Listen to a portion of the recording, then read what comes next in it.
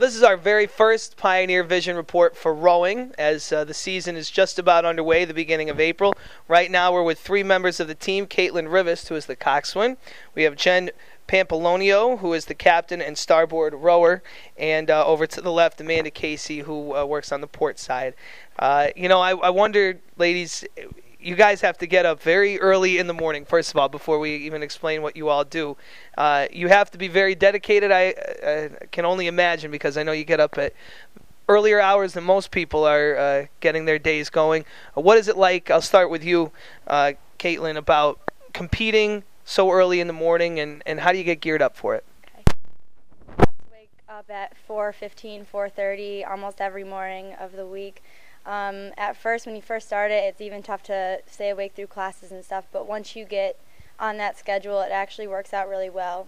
It's flat water in the morning, so it's the best conditions to practice in, and you get your day started early, you get to get on a good schedule and get all your stuff done, because you know that you have to row the next morning. All right, Jen, I'll turn to you now. When you're on the water and maybe the sun's coming up and you're doing what you love, what's that experience like?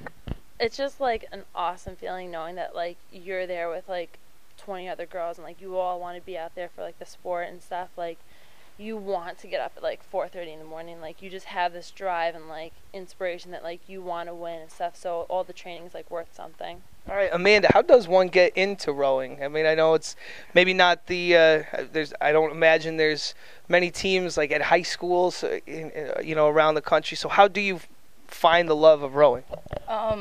Literally, like, a lot of the girls are just walk-ons.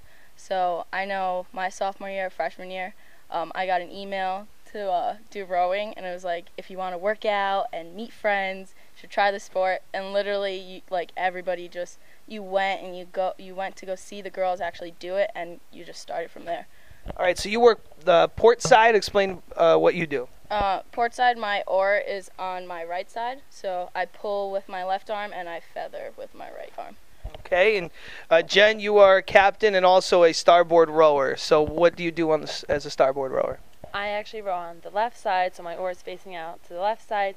So I pull with my right arm and I feather with my left arm, which means like you have to like flip the blade back and forth to get it out of the water, put it in and drive with the legs and stuff. So. All right, so I know you need to be working in unison. For that, you need a coxswain. That, at least I do know about rowing. That's you, Kaitlin. I guess you're kind of like the quarterback, kind of shouting out the instructions what to do. Tell us a little bit more. Okay. As a coxswain, I steer the boat as well as I call out all the commands. A big mistake that people usually make with rowing is thinking that I just say things like row. I don't say row at all. I tell them what side of the boat is pulling harder than the other. I tell them where they are in a race in comparison to other boats, and I also call out what moves to make. So if we need to pick up the pace, I'll call something that's called the power 10 to have them pick up the pace a little bit so we can move forward and beat other boats. All right, so I'm going to ask you, because I know you've got your headset that you use when you're out there competing with you today. Can we get a little example of like how you run things as the coxswain? Sure. All right. Okay, well, I don't want to give away all my secrets, so I'll show you a little bit. This is my headset. It goes on my head like this, and this is my microphone. And I talk into this, and in every seat of the boat, usually there's either 8 seats or 4 seats, and there's a speaker right in front of every person that's sitting in the boat. So when I call a command, they automatically hear it, and they have to respond.